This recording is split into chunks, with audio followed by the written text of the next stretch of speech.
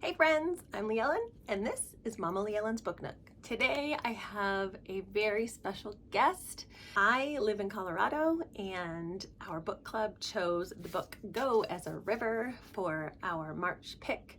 And Shelley Read is the author, and she lives here in Colorado. So she joined our book club. We got to talk about her book, about her love of nature, her love of Colorado, and the history of some of our Colorado towns and water rights. And so it was such a blessing to have her on. She's an amazing woman, and it's just so fun and inspiring to hear from a woman who has, had a first career and is now entering this next phase of life, because this was her debut book, which is stunning. So I hope that you enjoy this author chat as our book club got to sit down with Shelley and talk about Go as a River. Thanks for joining me today. Hey, oh my gosh, it's such a pleasure. I'm so thrilled to be here. Hi, everyone. We host our book club discussions on a different app. It's called Oh, Discord. And so I have to say, before we even start, thank you for including these amazing questions. They've been so oh, thoughtful, and I think we only made it through half of them, but we were like, we don't oh. want to be late for our own Zoom. I know there are a lot of them that, I Oh, but thought, they're so good.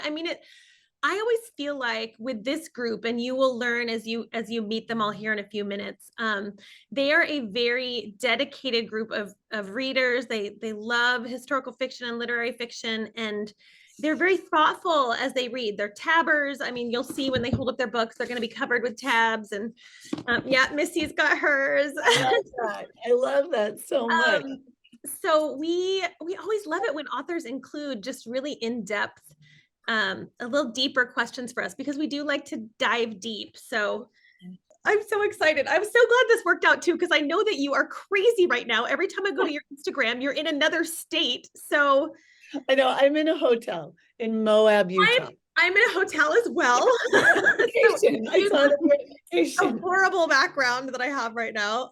So, first of all, hello, everybody. Thank you so much for joining us.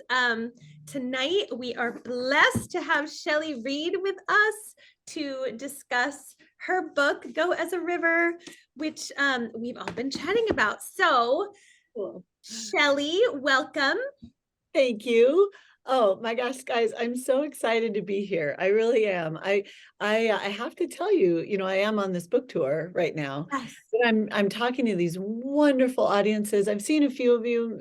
Some wonderful people have popped up at my readings that I've gotten to know on Bookstagram, and so thank you if you've come to any of the author events. But I'm having to talk about it very generally and without any spoilers. So Right. you all might actually be the second time ever that I actually get to talk to you Yes. about the book. Well, Oh, this is about the book. honestly what we love about this part, because, you and I did an IG live at the very beginning. Yeah, And I'll ask you some of those like softball questions to begin with, just because yeah, some of the sure. people on here weren't there for that. But this part is always my favorite, because this is where, the deeper questions of, literary devices and some of the choices you made, and the ending and stuff like that, that we all want to know. So Good. and you can only get that when you do a deep dive with an author. So I will say, one of the things that came up in both in our chat and just with people texting me, like, thank you so much for choosing this book, um, was, it'll kind of tie in with my question of like, what is your background? Because one of the things that came up often was, wait a second, this is her debut. How can this be a debut? So tell everyone what your real life is like and how this book came about. Okay, yes, I'm pleased to do that. And thank you everyone, and thank you all so much for having me. My background is I'll take it from two angles. One, both as a writer and then the other as a Coloradoan. So as a writer, I thank you for the compliment of being amazed this is my first novel. I've actually heard that, and I read it from time to time, and it is just such a beautiful, amazing compliment. So touched by that. But I will say that I have been cultivating my writing life and my writing skills absolutely my entire life since I was a little kid. So I was one of those kids that was just drawn to what I loved from a very young age. And I started writing poems and short stories. I just thought very narratively. And as a little kid, I wrote all the time. And my mom, bless her heart, saved a lot of that. And she currently has this whole display on a table in her living room. My Oh, mom, how cute. just all the things I wrote when I was younger. I then went on to do a double major in literature and creative writing and journalism as an undergraduate at the University of Denver. I sought out those writing programs specifically. And then I went on right away, right out of undergrad at 22 years old, to do a master's degree in the Temple University graduate program in creative writing. So I knew from the beginning that I wanted to write, and it always came very natural to me. But also while I was at Temple University as a young woman, I was awarded a teaching fellowship, which helped me pay for grad school. Thank goodness. And I absolutely fell in love with teaching as well, especially at the university level. And so I ended up, then I graduated from that program, immediately got a job teaching at Western Colorado University when I was only 24 years old. And I went back and did my PhD work along the way. And I don't like to think of my 30 years as a teacher as a detour, because it really wasn't. It was all just part of my life. But I have to say, during that time, even though I was teaching a lot of writing, teaching a lot of literature, I wasn't writing as much. And then especially once I became a mom, and so many of Right. you're raising your kids, you're doing your job, you're just keeping everybody alive and keeping everybody's head above water. And there's only so many hours in the day. And so I continued to write for some literary fiction for magazines, but I kind of stopped writing. I kind of stopped focusing on my own fiction until I started getting this idea for this story. And so we can talk about that later. So really, the fact that I'm publishing my first novel at 57 years old, I'm I super love proud it. of I'm super proud of that. And when I mention that at these author events, everybody claps. I think that both to encourage me, but also they feel a little, in a lot of them, in their own beings of like, 100%. stick with what you love and do it. So it's kind of full circle for me in that way. This whole life after children or after 50 or whatever that looks like. I think a lot of us, well, I am in a crossroads right now. I'm about to be an empty nester. I've got like 3 more months left. Oh, And it's just so interesting how society just wants to toss women of my age aside. And yet, like, I feel like we are just in the zone right now. And there just needs to be more of this, like, look how awesome this author is. This is her first book and she's 50.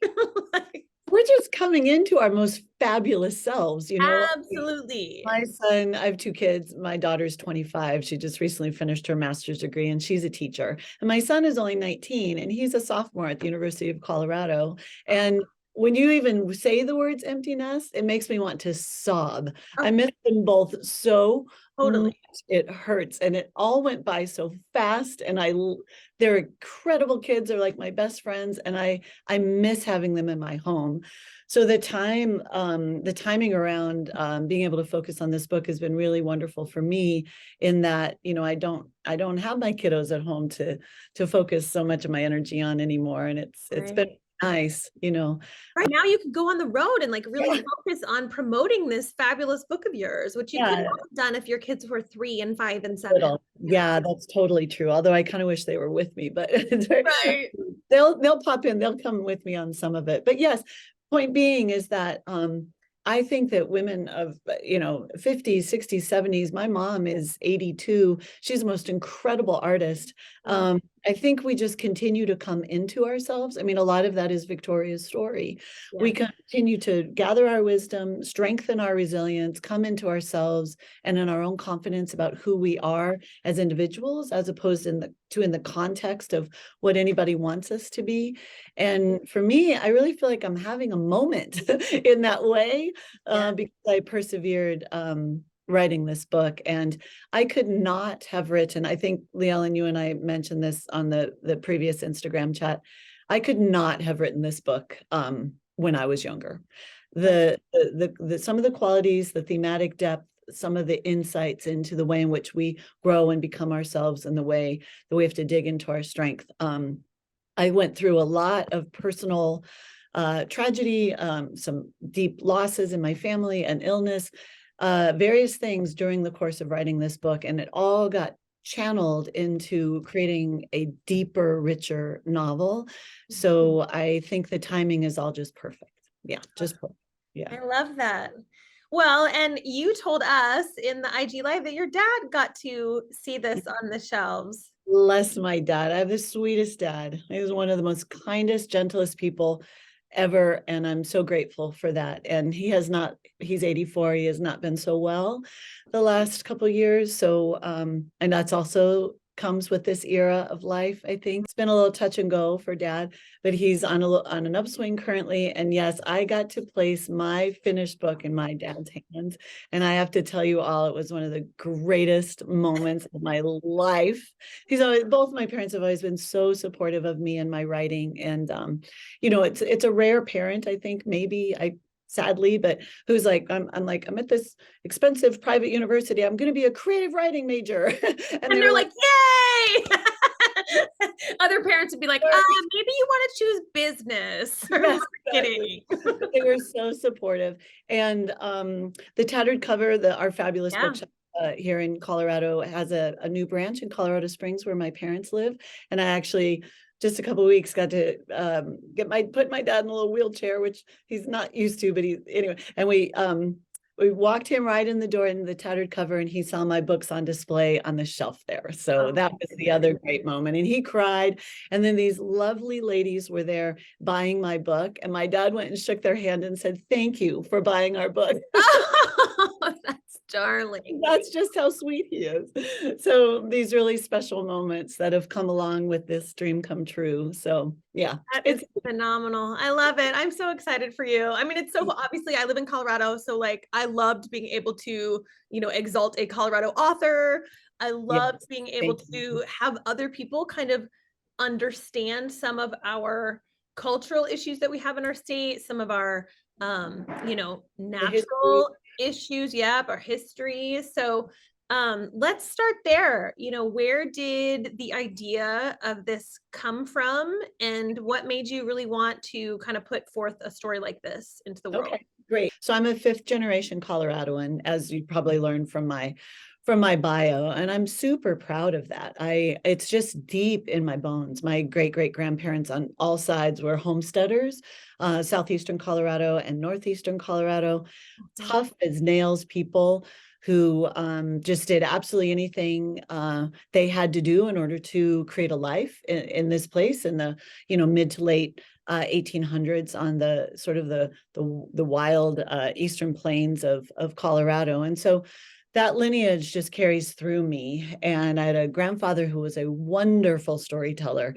He made sure I knew all of those stories from my ancestors. And so, the story of Victoria Nash, I will tell a super quick story of where this all began. And maybe I've said this a couple times, so maybe some of you have heard it, but you guys know the scene in the book. It's about 100 and some pages in. It's after Victoria flees into the wilderness, and she's just kind of getting some comfort zone around being in this wild landscape. And that's when she sees the mother deer in a meadow, and the mother deer shuffles out, and then and they lock eyes, and then the first fawn comes out. And then the second fawn, who's much weaker and more fragile. So that exact scene happened to me when I was out camping by myself in the Upper East River Valley in the Gunnison Valley where I live.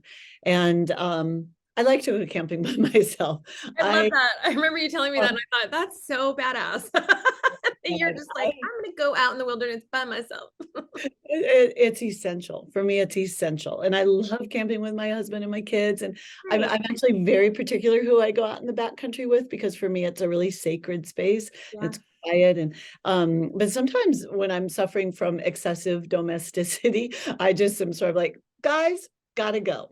And I grab my tent and I head up valley. And and we're 90% public lands in the Gunnison Valley. So it's just endless wild landscapes to camp in. And I know them all so well. It's so comfortable for me. And so that exact scene happened to me one evening where the mother deer came out, and I just locked eyes with her, very much mother to mother. I felt this like deep connection, mother to mother. And then that little scrawny little fawn, like, how is she going to keep that baby alive, you know? And so that evening, I just sat and wrote it all in my journal. And that's actually the moment that this novel began. I had no idea, but that scene ended up, well into the book. But that's the nugget of where this began. I started thinking about something associated with this. So the next morning I just got up and I was climbing a mountain, which was right there where I was camping. And I was thinking about that scene again. And suddenly I started, like, my writer's imagination kicked in on it. And I started imagining that scene, or seeing that scene, through the lens of somebody who I could feel was not actually me. And I don't really know how characters are born in the creative process. It's very mysterious, but I know that's exactly when Victoria Nash was born. And I started thinking about this person, and I knew from the beginning it had something to do with motherhood, and it had something to do with the vulnerabilities inherent in loving something so much, And so that's where it all started. And from then forward, I was like, who is this person? And I came to love her, and I thought about her all the time. And then just over a number of years, my sense of Victoria Nash grew. And then I just wanted to tell her story as best as I possibly could.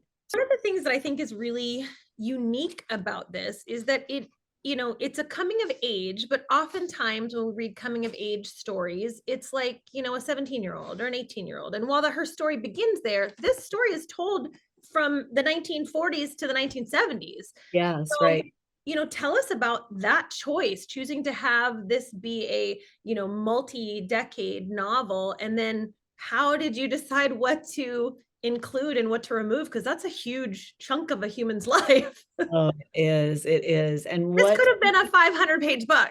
That's basically what I'm saying. It could have, and it actually originally the first drafts were much longer. I really cut it down. But that question you ask of what to include and what to take out is the crucial question for every author, and it is painful, let me tell you, because there's a very fine line between too little or too much, and you have to pour everything into just hitting it as well as you can to feel just right. I've actually gotten a little bit of comments that from people who felt like it could have been a little longer, or could have gone into a few things more deeply. And I feel like in the process of writing it, and I wrote many versions of this book. The final draft is missing a couple characters that I originally had in, 20 or 30,000 words shorter than it originally was. And it's really what I've discovered about myself, or maybe it was just because I had never written a novel before, and I was literally learning in my own brain how to do it as I went. Because even though I have all those degrees in creative writing, I was always a short fiction writer, and I wrote a lot of literary nonfiction for magazines, but I had never even considered the idea of being a novelist. It was the story. When I don't even know how many years into it, I was like, oh my gosh, I think this is a novel. I didn't set out to write a novel. And so once I figured out that's what it was going to take to tell Victoria's story, I really had to play with lots of different approaches to figure out exactly how to do it just right. Right. So the time span, you'll laugh at me, but my original version took it even further, because I actually love the wisdom of older women. I think I took Victoria actually into her 70s, which you all don't know exactly what happens to her, but I do. Well, we want to read that story.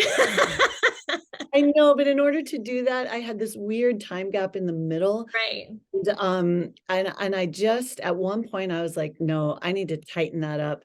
I couldn't tell it all. And so rather than, anyway, one of my revisions was tightening up the time. And I really wanted to take her all the way through until she gained enough maturity and perspective, because it's told in the first person narrative through Victoria's point of view. And it does start when she's 17 years old in 1948. But as all of you know, it's all told in retrospect. It's all in past tense. And so we get a sense that it's an older Victoria reflecting back on her life. And I felt that that was going to be very, very important to be able to dig into the depth of realization and wisdom that Victoria ends up gathering. The other thing that set the time period was the actual drowning of Viola. So which was an actual event. An actual event that happened in 1965, 1966. So the year I was born, actually. And so it was always an easy measurement for me. The Blue Mesa Dam was completed the year I was born. And so Victoria came first. I had always been fascinated by the story of Viola in my valley. A lot of people weren't even aware that there's a town at the bottom of Blue Mesa Reservoir. But ever since I was a kid, that had captured my imagination. And so once I merged those two lines of narrative, this character of Victoria Nash and this story of Viola, once I merged those, it actually kind of set the time frame for me, because I had to work with that actual date of 1965 and 1966. And so I developed the story both before and after that.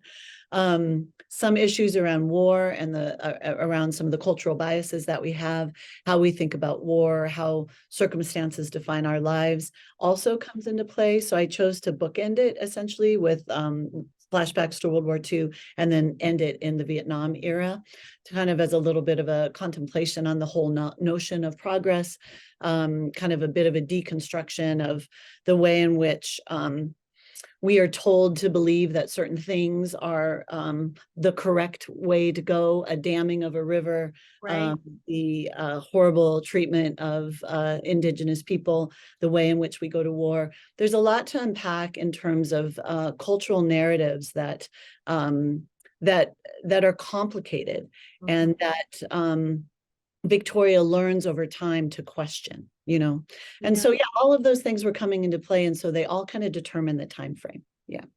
The beauty of the way that you present those items, though, because those are all really big items and big themes that could take a whole book, but the way that you layered them in and gently kind of introduce them to us as a reader enables us to do our own research and do our own Googling. Like I saw Melissa on here says, I totally Googled down the rabbit hole on this one. And I know. I like that, because even just in discussion with all of us sitting down and trying to talk about this book, there's enough open in this book that we can have differing opinions and have a great conversation, versus an author who just lays it all out and then you just have to agree with what they said. So yes, good. I never wanted, I've been a teacher I was a teacher for almost 30 years. In my classroom, we were a gathering of ideas. Come as long as you are. I would never tell them what to think, just encourage them to think. And so my natural inclination always is to just lay out, here are complexities. What do you think? And Victoria, I think her journey in and of itself, it highlights how just complicated and difficult it is to be a human being, how complicated and difficult it is to navigate circumstances. And she doesn't have all the answers. I certainly don't have all the answers. I would be really saddened to write a book that told readers what to think, instead of opened up dialogue and opened up insights into the complexity of just being human, so that it would give readers a lot to think about, and probably more than anything, a lot to feel, a lot to feel in your heart about the difficulties and the complexities of being a human being. I'm glad you feel like I was able to do it concisely, because, really family and home and motherhood and place and displacement, those are really at the heart of the book. And then there are those other thematic concerns that you can delve into and go down the rabbit hole if you want to. We do. We're a nerdy bunch. I warned you at the beginning of this month. We're a nerdy bunch, and we like to Google and we like to go deep. Total nerd over here. Total I born in- loved that. I was like, yes, we have a reader that's like how we read. So, Oh yeah. so I could talk to you all day long, but I want to make sure that I open this up to all of these fabulous readers who loved and adore you. So, I've got a list of everybody that we're going to call on. They're all muted so that we don't talk over each other. But I'm going to open the floor first to Missy, who's Friends yeah. Book Club co-host. So she's got some questions for you, and then we'll move on to everyone else. So Missy, you're on. Yes. Hi, Shelley. Hi, Yes, Missy. I actually have quite a few questions, but I will just stick to one. Okay. We just had our discussion, and the actual question we really mulled about was the decision to not give any of Will's background, and we were talking about how, well, Victoria's so young, of course, and she's naive, like she would have no reason to ask like, hey, what's your background? She just, was it an intentional, like, why Will's background wasn't there? Yeah, no, wonderful question. So, Victoria's character and the wild landscapes were the two things of this novel that were the easiest things for me to write. Will's character was the hardest, and I mostly because bringing in an Indigenous character, well, first of all, as the novel took the thematic turn toward place and displacement, I knew, and I think I mentioned this during our Instagram chat, I knew that I could not tell a story about displacement in the American West without including on some level, on a level that I was able, the Indigenous experience, to mourn the displacement of the predominantly white ranchers and farmers of Iola without telling that story on some level would be to dismiss the extraordinary pain of displacement of the Indigenous people prior to the white ranchers settling in that area for generations. And so I knew I wanted to tell that story. I also have taught Native American literature and philosophy for years and years in my environmental studies program at my university. And I have the deepest respect for Indigenous cultures. I've spent quite a bit of time on several Lakota reservations in South Dakota, as well as some in the Four Corners area. And what I'm clear on is that it was a story I couldn't leave out, but it was also in many ways a story that I couldn't fully tell, that it wasn't really my story to tell, Will's experience. And so I tried to walk that middle line in that I tried to see Will only through Victoria's lens, because Victoria's lens was a lens that I could own, and that I did feel confident writing through, and add That's to that. fabulous. Thank you. Honestly, to interrupt, I mean, that's Yeah. Brilliant. That's so Yeah. self-aware too for you as Yeah. us as readers, because we always try to make sure we read, own voice authors too. So I mean, I just commend you for even just making that decision. Oh, thank you. Thank you. It's a complicated conversation in the literary world because it comes down to who has the right to tell whose story, this story and this exact character of Will. That's what felt like the right choice. But I also know that Will has this backstory. I am clear on Will's backstory, and I hinted at it, right? So I chose not to really tell it.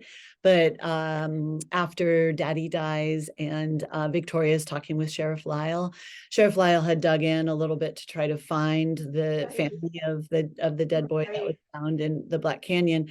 And Victoria's like, at that point, she's become a little more confident. And she's like, he has a name, and so claiming for Will, he has a name, he has a family, he has a story. That's that moment in the book where she's no longer too naive and too shy and too timid to try to stand up for him.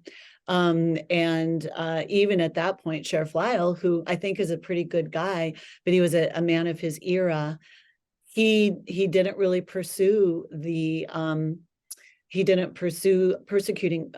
prosecution for the murder. And that's, to me, just the reality of the times. So we find out at the time that Will had escaped from one of those horrific Indian boarding schools.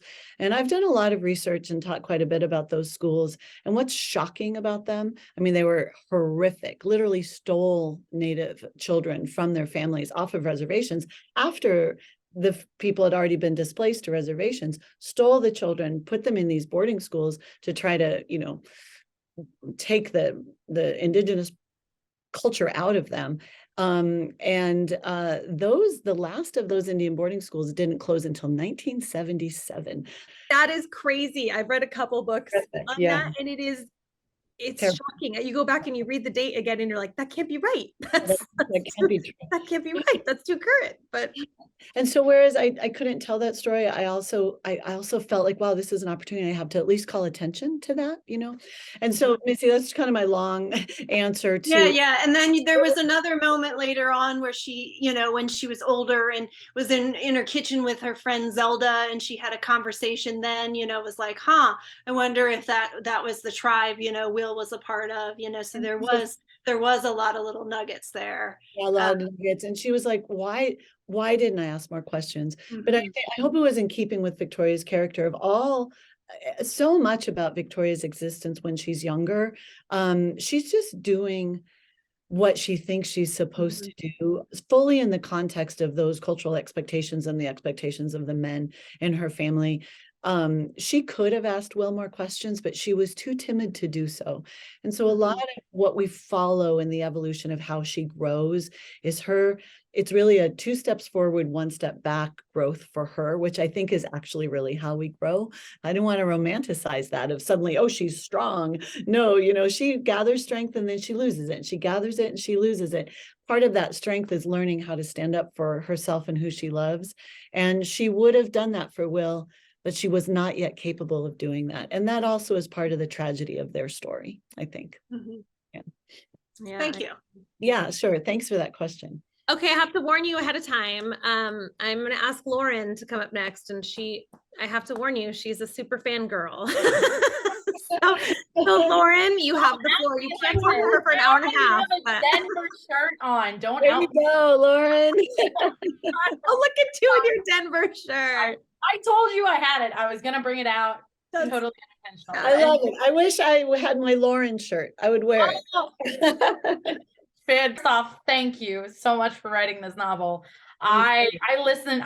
We had like a great little discussion too about audiobooks and like speed reading. The audiobook was phenomenal, but I knew as soon as I started it, I had this question and I was like, I have to ask. So I wrote it down so I wouldn't like butcher it. But at what point in writing this story did you decide that Will would die? Was there ever a version of this story where Will and Victoria were able to become a family together? Because she mentions after their coupling, like she could feel kind of the child developing in her womb. So like I immediately just had to ask because I fell in love with them immediately, and I understand why like Will had to die, because I understand like the growth and the harsh realities of the situation. But there was just such a part of me where I was like, I want the happy ever after. I was like, if there's a version of that book, I was like, I want that version too, please.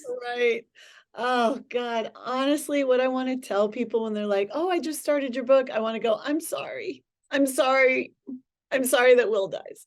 Like I'm so sorry because I made you all fall in love with him. I am in love with him. I love this character. He's one of my favorite characters ever. I love his wisdom. I love his gentleness. I love his brevity with words. I love him. But sadly, my answer to you is no, and not because of anything to do with Will himself, but I did not want to shy away from the brutality of the racism of the era, not just of the era, but sadly still in our world. And so I think we're more aware of the story of Emmett Till, like historical, horrific prejudice that led to senseless, horrific death of the victim of that prejudice. And later in the book, Zelda, who's a little more savvy about the politics of her age, references Emmett Till, references Martin Luther King, references some of the horrific violence that maybe there's more broad historical knowledge about that horrific violence towards African Americans, and I think a little bit less understanding or conventional inclusion of the stories of Indigenous people. But unfortunately, Indigenous people in the United States continue to face a lot of really incredibly painful and harsh prejudice. And so historically, it really was both a physical and cultural genocide. And by 1948, those cultural norms and those cultural biases were still very much in play, to the degree that when I say later, when I bring the awful brother, Seth, back in, and Victoria's like, go seek justice for him. And we find out that Seth was a bad guy, but he was just a wayward teenager and got caught up with this other horrific racist. But still, she's like, go seek justice for him. And he says, oh, nobody's going to put together a jury that's going to convict for somebody who, killed a brown-skinned boy years ago. And she's like, she knew he was right. And so the horrific injustice of that, I didn't want to shy away from it. So I'm very sad to say it's not so much that I set it all up to get everyone attached to Will and then have him die as a plot device at all. It was more that I knew that Victoria and Will had to have very different experiences of displacement because of their very different their very different cultural histories. And that's just sort of the reality of the situation, painful as it is. Yeah, painful as it is. No, I know absolutely. she references later, very, very briefly, what would it have been like if she had, or if he had moved on even, So I'm sorry. I really am. I'm sorry. It's okay. I felt like it had to be that way, but it's so tragic. It's so tragic and it's so sad. And that's why I was just at an event recently and someone asked someone else I overheard, they're like, why didn't Victoria ever fall in love again? Why didn't she connect with Greenie, or why didn't Victoria ever have another man in her life later in the book? And I was like, she was so traumatized by her guilt, her feeling that she was to blame for that horrific death. And Victoria is somewhat of a solitary character. And I think that also the loss of Will sets her up for that solitary journey. And also reminds the reader the legacy of the pain of racism. It's broad and it's deep, so that's my answer. Broke our heart, but it was for a reason. Yeah, absolutely. And you tell it so beautifully, and I think so succinctly, because you're right, that trauma is there and it's present and you can't ignore it and you can't kind of gloss over it. So she keeps Will very, very present all the way through the book.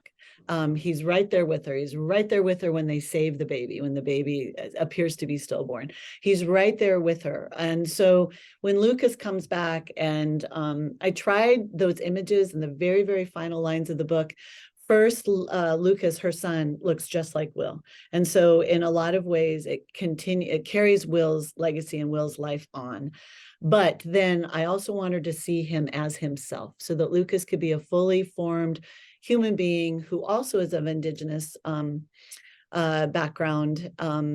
And so I didn't want her to sweep in and save him. We didn't need any saviors here. We just needed her to be able to meet him on his own terms. And in that way, she does find love again. And it's with Will's son, which I think could potentially be really beautiful.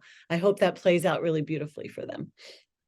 And it's nice to have that open-ended again for us to use our own imagination. And yeah. Okay, next up is Sophia. Everybody. Hi, Sophia.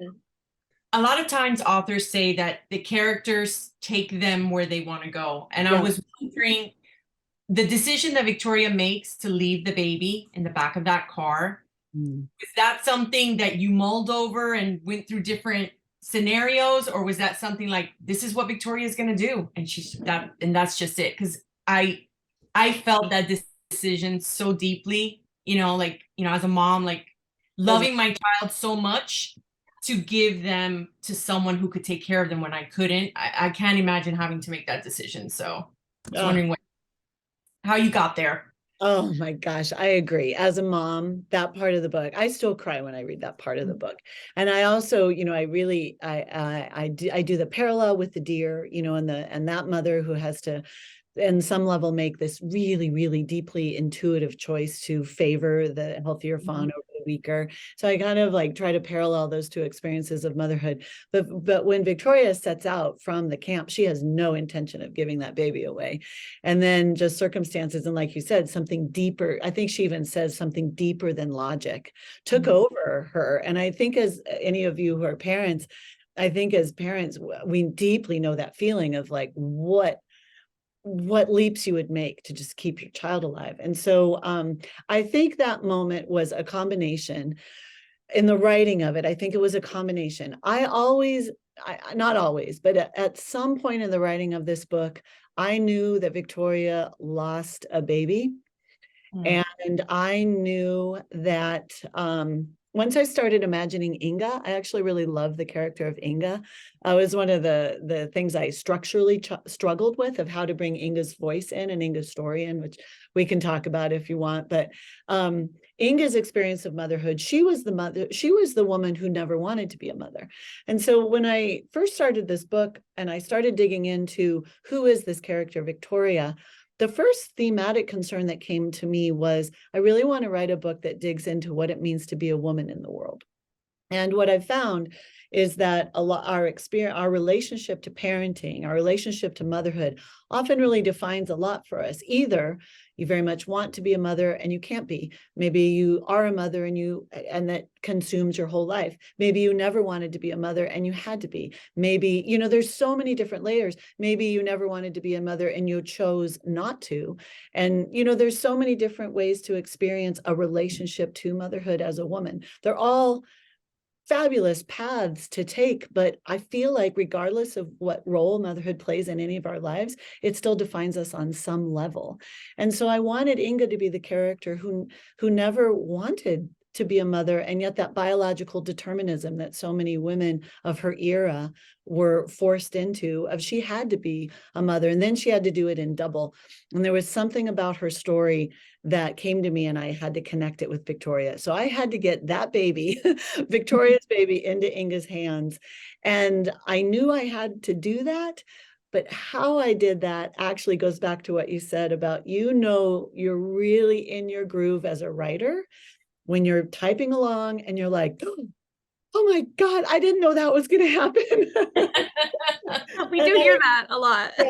Yeah, and it's glory when that happens. It's like, oh my gosh, you're really in the flow. But I do believe that is exactly what happened to me when Victoria set out with that dying, starving baby in her arms. I wasn't exactly sure how I was going to connect those two characters, but that is how it evolved, very much kind of on its own. So I knew where it needed to go. I didn't know how it was going to get there. And then I think Victoria took me there, honestly. Yeah. Thank you. Yeah, sure. Good question, though. So mysterious, the whole writing. It's so mysterious how it all comes together. Sometimes writing is a chore. I'm like, oh gosh, I know what I want to say and I can't say it. Other times I'm like, this is happening all by itself. So you never know, actually. I think that's amazing, though. We have talked to a lot of authors that are like, I thought my character was going to do this and it did this. And it's like these little magical people in your head. Yeah. Yeah. And you have to let them go where they want to go. Trust me. They're stubborn little suckers. You can't really manipulate them. It ends up feeling really false if you do, Up next is Joe. Joe, you're up. I was just wondering if in your research of Iola and the reservoir and the dam and the project and everything, did you speak to anyone who was still surviving that was displaced, or say their family members, or maybe they were really too young at the time? Yeah. To fully have experienced it, but it's affected their, continued to affect their lives regardless because of that trauma of being displaced like that. Yeah, that's a really good question. A lot of the people who are displaced from Iola, and again, that was in probably everyone had to be out of there by 1964. So it's like 58 years ago, 58, 59 years ago. And so the vast majority of people who are fully adults are either very, very old or they've passed on. But some of the people who were younger, a lot of those people left Iola, moved to Gunnison, moved to Montrose, some of the surrounding towns. And I was able to talk to a few of them. It's actually a really, really painful conversation for them to have. Yeah. And so I sought that out at first, and then I felt like it was rather intrusive because it's almost like asking, you know, how a lot of us, my grandfather was in the Navy in World War II, and it was very traumatic for him. And I wanted to ask questions, and I did sometimes, but I could tell he did not want to talk about it. And so I tried to be very respectful of that. I felt a similar thing with people talking about Iola. It was a very painful thing. And so I did a little bit of that, and then I kind of backed off.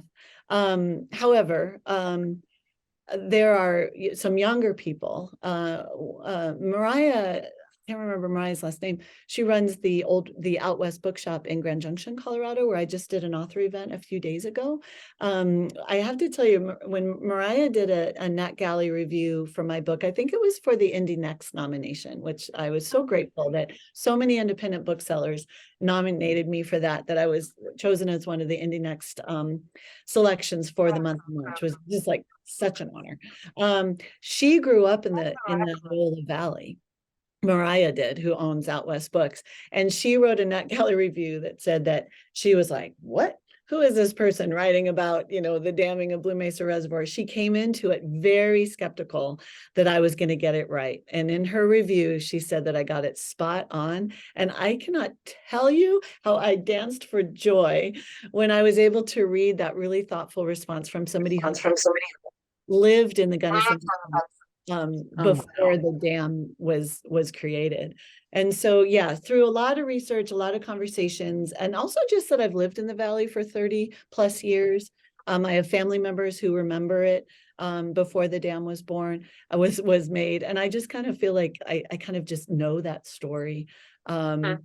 Interestingly, for any of you who really find this fascinating, especially if you're from Colorado, there's a gentleman who lives in Gunnison. His name is Dave Primus. I actually don't know Dave, but I'm shocked our paths haven't crossed because they should have by now.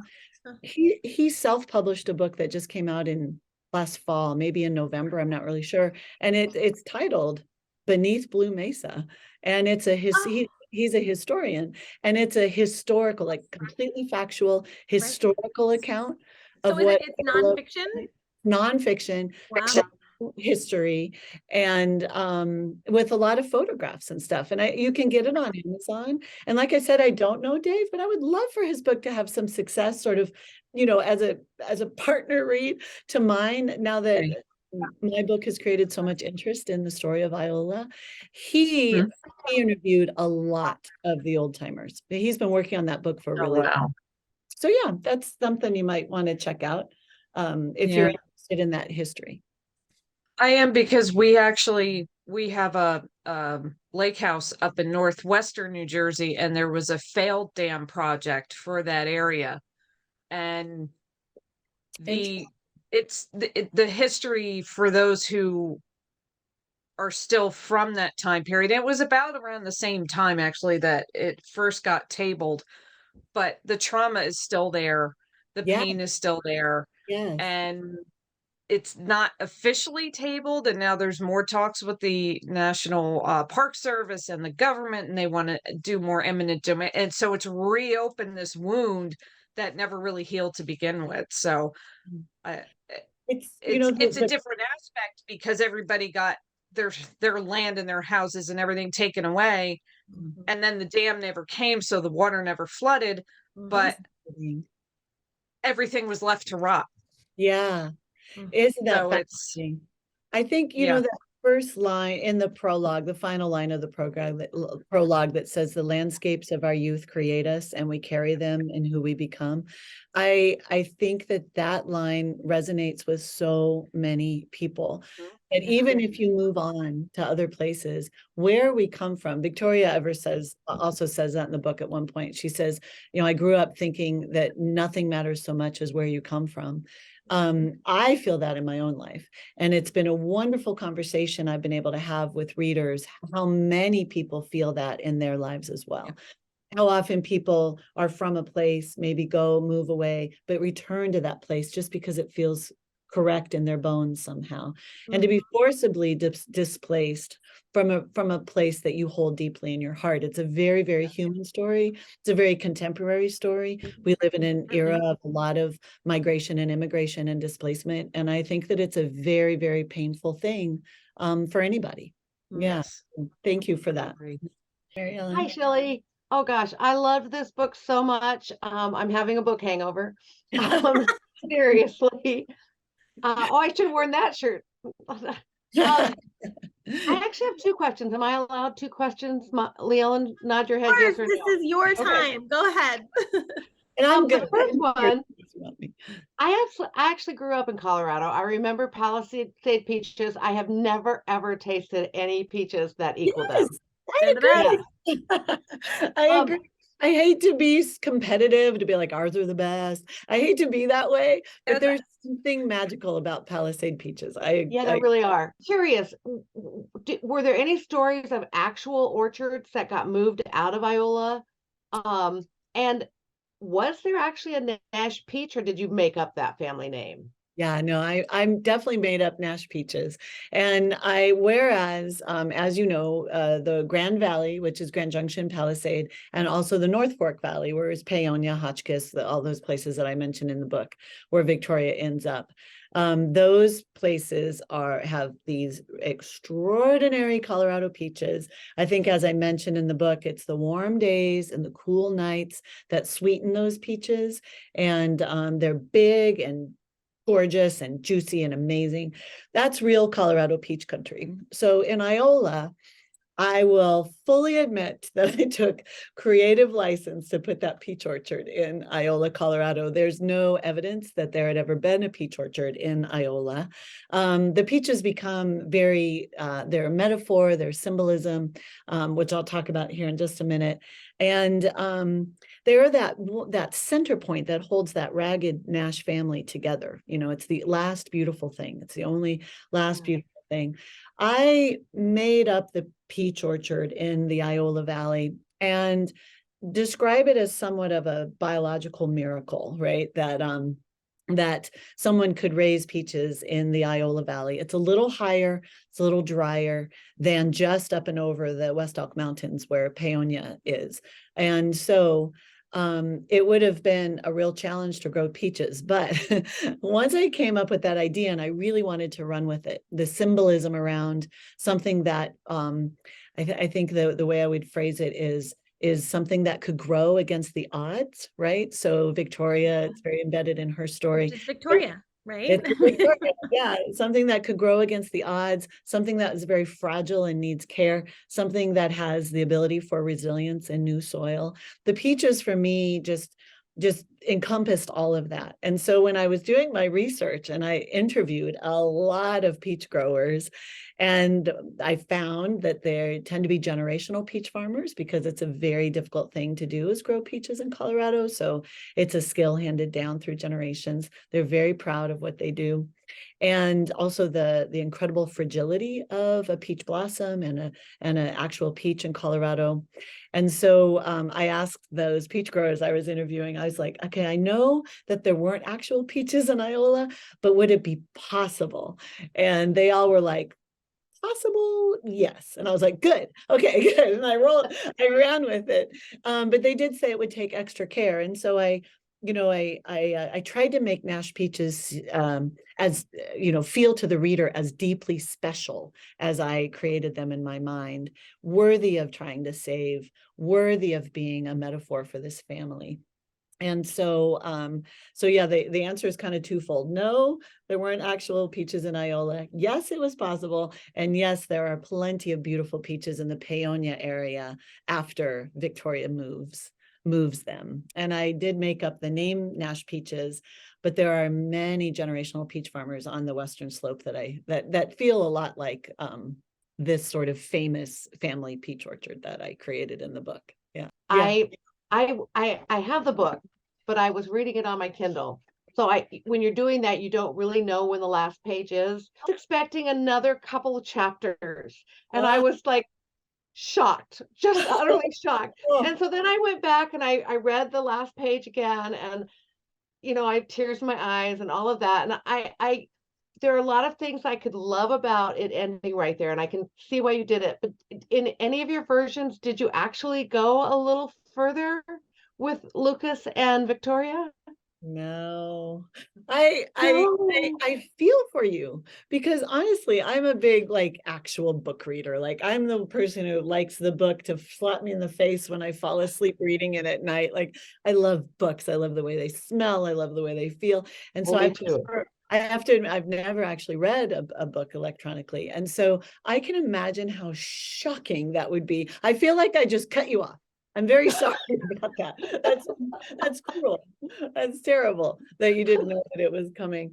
Let's see. In an original version, I had Will older and I had Victoria older in an original version. But I know I ended it right there in all the versions of them walking toward one another on the banks of Blue Mesa. It just felt perfect. Yeah. And I would want the reader to sort of take it from there. And I always knew that was just the right ending for me. But the only reason I do say I'm sorry is that I know the feeling. I geek out like you guys do. I've been a lifelong geek around books that I love. I love the books that I love like they're family, you know. And I present them to my students as such to try to get young people excited about reading literature and whatnot. And when you really fall in love with the character and you really get attached to them and suddenly you just like you don't get to hang out with them anymore, it's brutal. Right. I really wanted Victoria and Lucas to just take it from there. I really want them to be able to do that. And now she has friends, she has women in her life. You know, there's this moment where I turn Victoria away from being this very solitary character. It's just pretty much her and her trees to venturing. You know, she says that Zelda's the first friend of her life other than her trees. I had to turn her, enrich her with the natural world and the land, but I eventually had to turn her toward humans again. And Zelda was a kind of a safe place to do that. And then I feel like once Victoria was able to have human relationships again, then she was going to be able to invite Lucas into her life. So I feel like they're all going to be fine. I think. It is funny though, there are people that are like very passionately like okay with open endings. Like I've always loved an open ending book because it allows me to finish it. But I know there's definitely like readers that are like, I want to know what happens. Yes, I know. I know. People usually fall into one camp or the other. They're rarely like, I don't really care. True. But you know, when we get to write the ending, we can have our happy ever after ending. Right, I'm okay with it. Sometimes when the author wraps it all up, it's not in a way you like. Right. Yeah. Oh, that's true. Yeah. Or it's like too tidy. Yeah, I don't like it when it's too tidy because life is messy. Life is messy. Exactly. That's that 2 steps forward, 1 step back growth we see in Right. Victoria, because even though they'll go on, I think, to have, you know, whatever joy that they've worked really hard to cultivate, life is still going to continue to be messy for them because that's the nature of existence and it's the nature of relationship, you know. So yeah. Thank you so much, Shelley. This was a fantastic read. I'm a new resident of Colorado, so when I wasn't necessarily planning on joining the club this month, but when I found out about what this book was about, I knew I had to read it. So thank you. Seymour Greeley, whether there was a connection or inspiration from the city of Greeley or anything like that, and how those things might tie together, I don't know. How I just loved the writing so very much, and there were so many things I listened to the audiobook, which was fantastic, but I'm so bad about remembering to bookmark things in the audio. Yeah. And I said this in the chat too, so hopefully I can find out where it is exactly in the book, but I really, really loved the scene when Victoria has returned to her home and she's eating like a meal with her dad. And she says something to the effect of, he was a stubborn melting icicle and I am a patient stream. Oh, I just loved that so incredibly much. And it just struck me so deep. So I just wanted to say that and how much I loved that. And then my question is just about the Greeley guy, because I thought it stuck out to me because I'm learning so much about different places in Colorado right now. So great questions. Yes, you know, well, talk about the father first. For Daddy's character, I really tried to, I know men like Daddy, who's basically a good guy, right? A kind of a stoic rancher, does what needs to be done, loves his people, but doesn't really know how, And so I tried to create those layers in him where he can be a little gruff. I worry that the audio version made him sound a little gruffer than he actually is, because she really took a lot of license with their voices, the audio version, which I didn't really love. I think all the characters are a little bit more gentle than those voices might have implied. Daddy, I think particularly, but he's clearly a stoic man who doesn't really know how to love openly. And so when Victoria comes back to the farm and they just have to kind of spend their first couple days in silence, but they're side by side, and then I do like that line as well about him being a slowly melting icicle and her a patient stream. Shows a lot about Victoria's growth, that she's no longer seeking Daddy's approval. She can sit there calmly and quietly with him and just allow him the time he needs to come back around to her. It was very important to me that they came back around to each other, still in that very stoic way. Seymour Greeley. I was born in Greeley, Colorado, so I'll throw that out. I grew up in Colorado Springs and then spent most of my life in the Gunnison Valley. But my parents had been students at the University of Northern Colorado at UNC. That's where they met, and so I was born in Greeley, and that was part of why I named him that. But also, he's a plant man. He's a botanist, and so. The fact that his students would call him Greenie, the university, the college that she walks on the campus of in Gunnison is my university. That's where I've taught for 27 years. And so I feel a little bad that when Victoria, because this is true to her character, when Victoria walks on that college campus for the first time, she's so sort of shocked by all these coiffed women, young women, and all these young men in like proper clothing. She's never seen that before. And she said, I didn't know where I was going to move after I leave Iola, but I decided right then and there it wouldn't be Gunnison. I feel a little bad about that because that's my university campus in my little town that I love so much, but it was never going to be the right fit for. But she's a little wilder.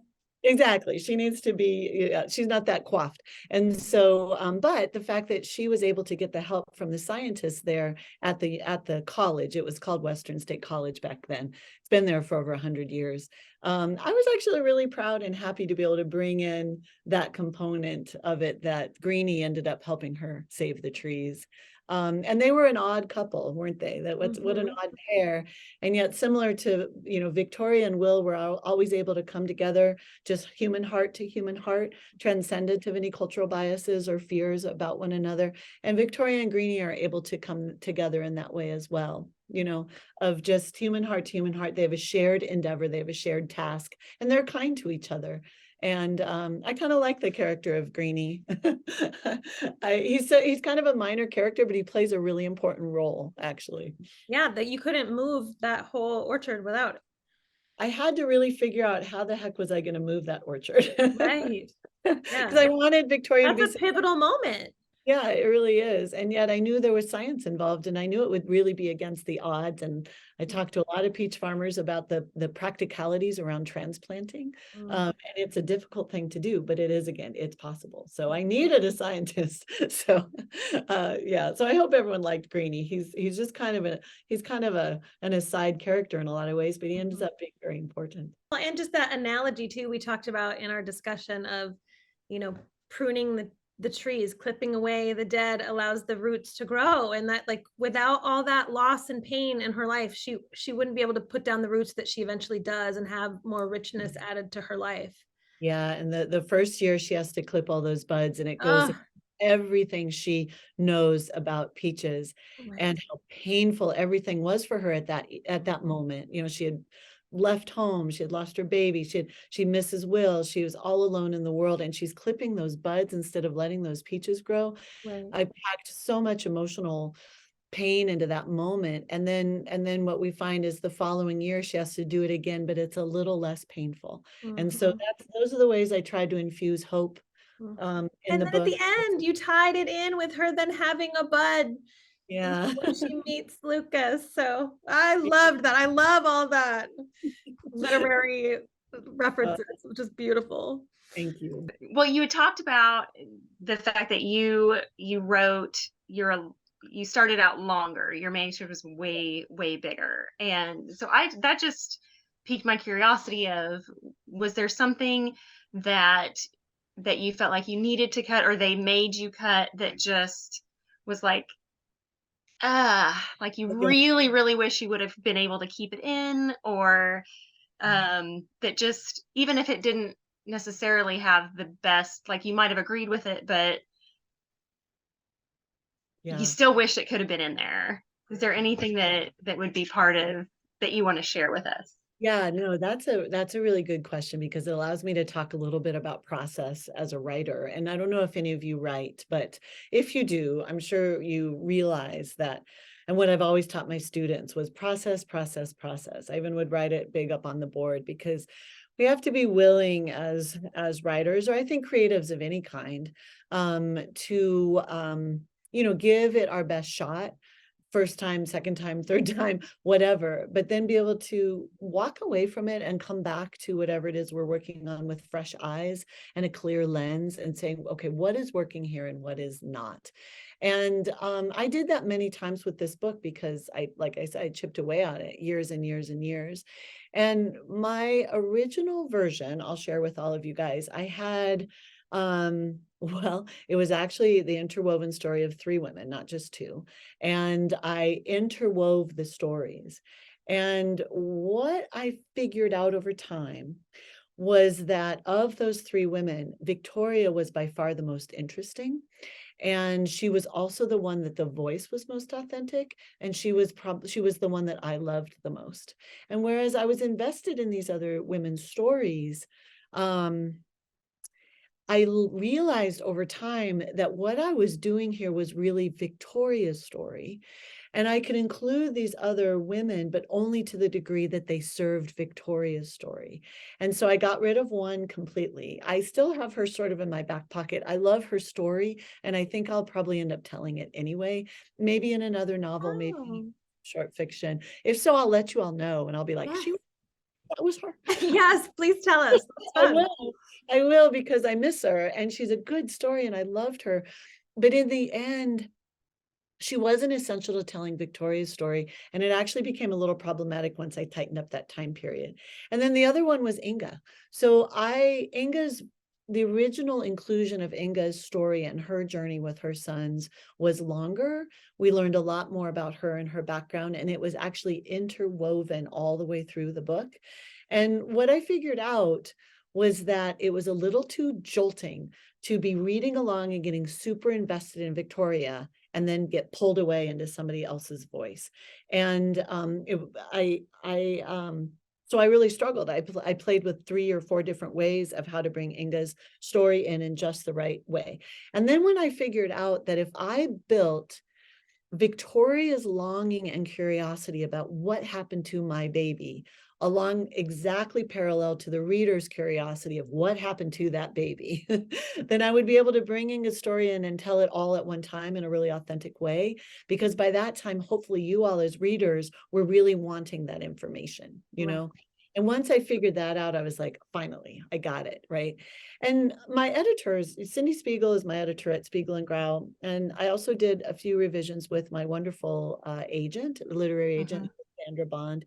They were both really wonderful at pointing out to me places that lulled, places that maybe strayed, places that maybe weren't working for whatever reason, but both of them were always so respectful of just saying, hey, this part feels a little off, take a closer look at it. Or this part feels a little slower, take a closer look at it. And I give them both tons of credit for no one ever told me what to do. And gave me all of that creative license. And when Cindy Spiegel of Spiegel and Grau signed my book, it was actually in the summer of 2021. So one thing I'll teach you about the publishing industry is it's very slow. Wow. Yeah, it's very slow. And so it was that final third of the book, maybe. I think I still had Inga's narrative in there in a little bit of a different way, that she was like, this is wonderful, this is wonderful, this is wonderful. This, I just feel like is not quite there yet. Take it away, come back to me in 2 months, show me what you got. And I did that. And I was terrified. I just focused on it. I gave it my absolute best shot, and I sent it back to Cindy in this exact form, and I was like, this is my best dang shot at this, and I knew in my heart that that was the absolute best I could do, and she loved it. And I was like, I heard the hallelujah choir, because I didn't know how else I did. If she was like, no, it's still not there, I didn't know how else I was going to do it. And so, it's a collaborative effort once you get a publisher, in terms of you finally have someone to really bounce ideas off of. But Cindy and I didn't actually go back and forth all that many times until after I've completed this version. And then we went through it sentence by sentence by sentence. And she helped me to see when I'm very descriptive as a writer, and occasionally I can overwrite, like I can get too self-indulgent with the description. Not too often, but occasionally she would be like, that sentence goes on a little long, or you've already said this, why say it again? So she helped me to tighten it up a little bit. But that was sort of the process of making sure that in the end, I think it ended up saying exactly what it needed to say. And those parts that I cut out, I think they needed to go. Yeah. Yeah. Well, I did like the structure of it. I thought it was kind of different, because I think a lot of people do the patchwork stuff, and you are kind of bounced back and forth a lot. So it was kind of an interesting decision, and I think it worked really well for this story to tell that story and then bring Inga's narrative in the way you did. So I liked that.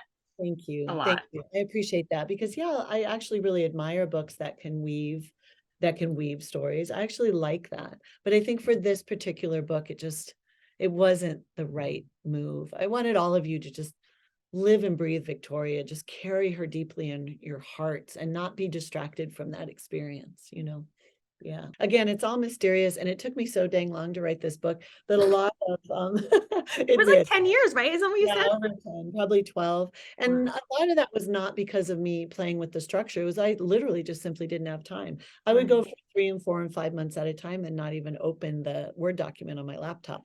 But it was always in my mind, and I think I got to chew on it long enough. But when it came time to actually writing it, I had to give myself that freedom and that confidence to just play with lots of different versions. And I knew that I would know when I got it right. Yeah. And thank you for that feedback. It really is very reassuring to me that in the end I made the right choices. Yeah. Did you know you wanted Inga's character to come out in a letter versus like an in-person, like hey, let's meet up, I found you on Facebook or whatever? I mean, there wasn't Facebook back then, but like how did people meet in 1970? I know, right? But no, I always knew that Inga wanted to go to college and be a writer, and she wasn't able to do that because she was a woman of the 40s who had to get married to this awful man and have a baby. And so I'm the first woman in my family to graduate from college for similar reasons. I had brilliant women in my family, but the dictates of the time where they weren't really allowed to do so. And so I wanted to channel that into Inga's character. She always wanted to be a writer. And so her voice was always very writerly. I had actually originally written it as a memoir that she wanted to publish as a book, but kind of felt that way. That's interesting, because when you first start reading it, that's kind of how it felt.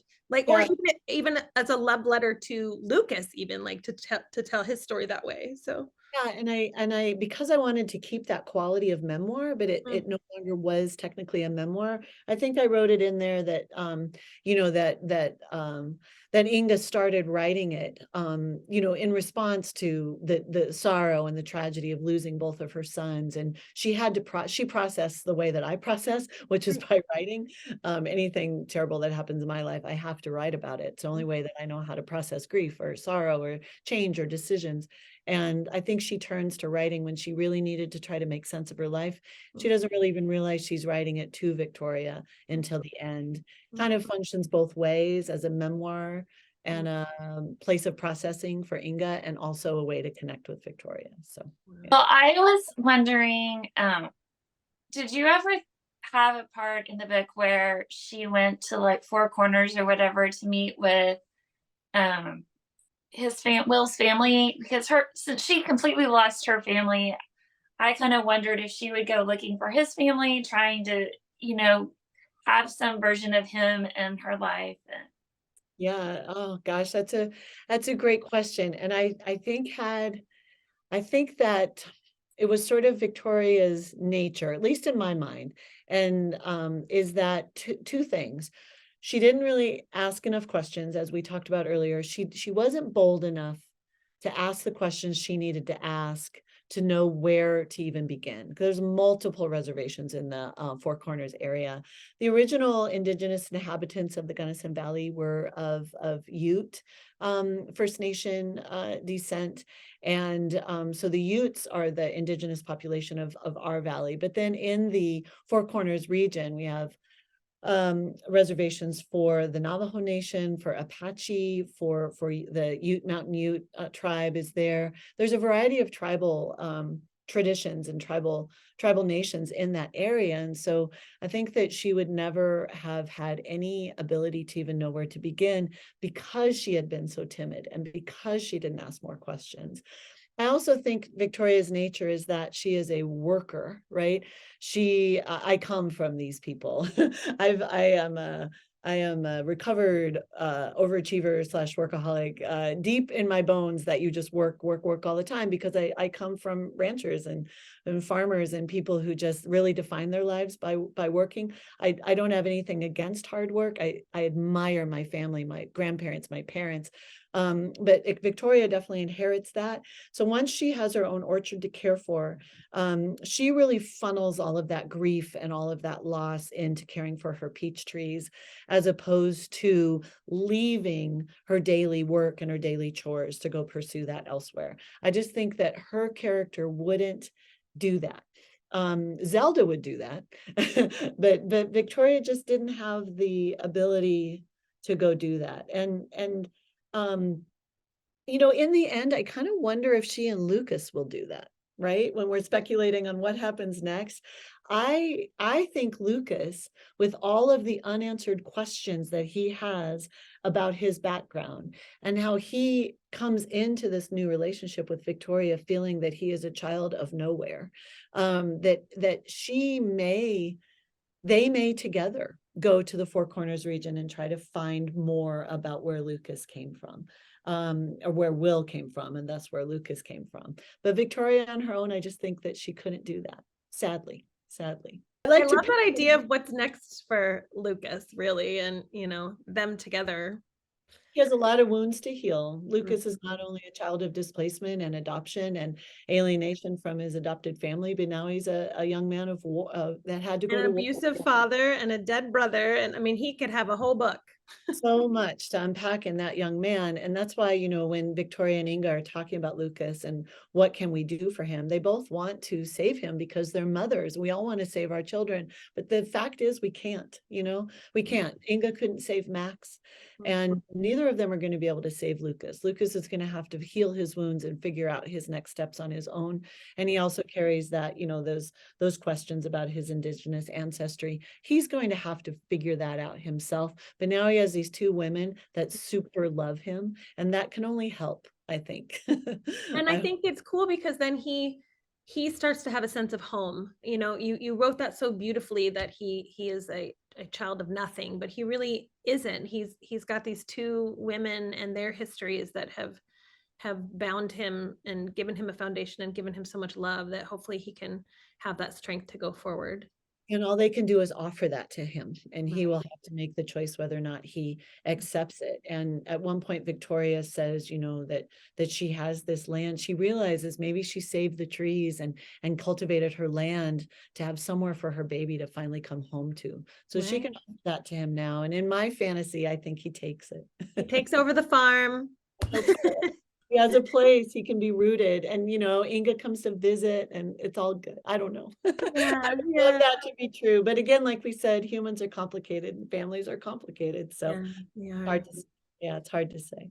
Because the next person that has a question for you is Pam, and it is Pam's birthday. So this is the way Pam is spending her birthday, is hanging out talking about books, which sounds like a pretty great birthday. It does sound like it. Cheers, Pam. Is anybody having? Thank you.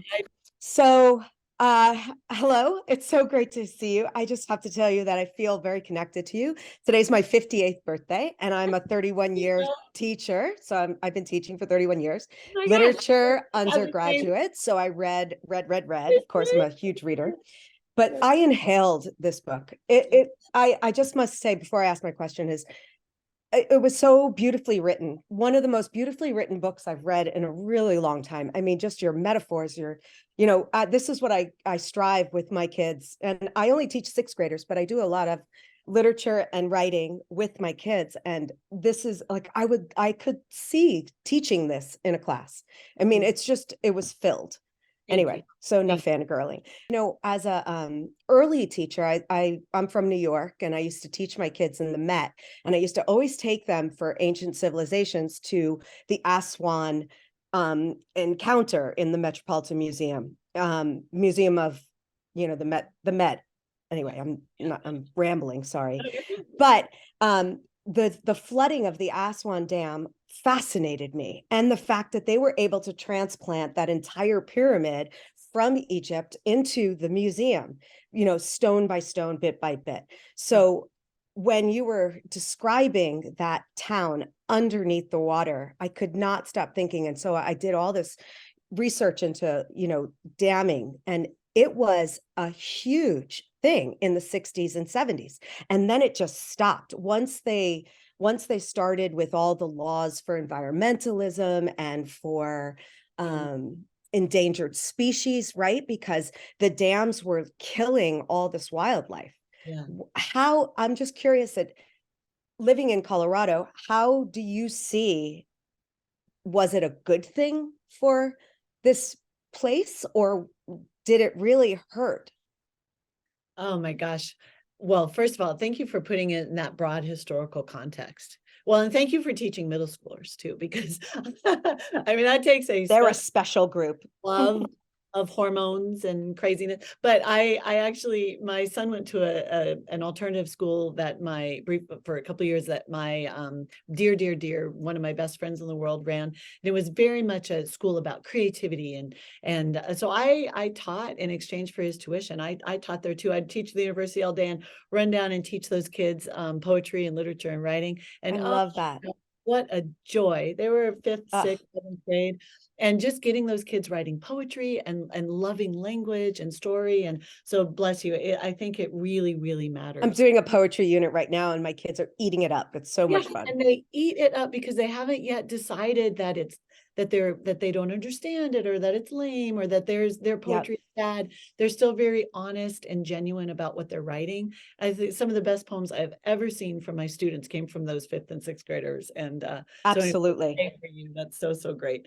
But also thanks for putting it in the historical perspective, because I love that all of you love historical novels and historical writing, because I fear we live in a very ahistorical society, and that's very much to our detriment, because we must understand the past in order to avoid similar mistakes in the future. We have to understand who we are, and so by understanding our history. And so water policy in the American West is essentially responsible for the development of the American West. And so it has always been at the center of development, at the center of whether or not, the John Wesley Powell, some of the 19th century and early 20th century writing about the possibilities of what is possible in the arid regions of the American West in terms of settlement, in terms of ranching, in terms of farming. It was all about irrigation. It was all about moving water, transitioning water from where it is to where people wanted it to be. And those endeavors were incredibly complicated and very controversial, as they are still to this day. So the Colorado River Compact is now over 100 years old, and it is what has dictated so much of water policy in the American West. And there are a lot of calls for rethinking that. But as you said, the 40s, the 50s, and the 60s were an era of an increase in technological abilities to create reservoirs to harness hydroelectric power. And in doing so, since I've written this book, I am hearing story after story after story that I didn't even know. I mean, I'm aware of some of the damming, especially Glen Canyon, creating Lake Powell, and some of the more dominant ones. But I've been, more and more people are saying, oh, that happened in my area. Oh, that happened in my area. I did an interview for Alta magazine. Any of you are in California? And the editor of Alta magazine pointed me toward an article that had been written for Alta about Lake Berryessa, which is a reservoir in Northern California that happened about, I don't know, 6 or 7 years prior to Blue Mesa Reservoir. And it was almost the identical story about the displacement of the town and the suffering of the people. And so, you know, I can't comment on the full positives and negatives of these kinds of decisions, other than to say there are both. Of course, you know, again, I've always encouraged my students to speak about complex political issues in a complex way, that we don't do any of the issues a service by oversimplifying. And so all I can say is that water policy in the American West is incredibly complex, and there are both benefits and detriments. There are both great joys and great tragedies and sorrows that come with some of the policies. What I do know is that the building in Blue Mesa Reservoir in the Gunnison Valley, none of that water serves the Gunnison Valley. I think a lot of people think that when a reservoir is built in a particular place, that water is essentially a holding tank for that community. But so frequently in the West, at least, that is not true. Right. The Blue Mesa Reservoir is a holding tank to make sure that Lake Powell has enough water. And as we all know, Lake Powell is very, very low right now. And the demands on the Colorado River, the Colorado River doesn't make it to the ocean anymore. The demands on the Colorado River are vast and complicated. And Blue Mesa Reservoir was part of a grand vision to ensure that downriver entities maintain their water rights and their water resources. So Yeah, all of us in California.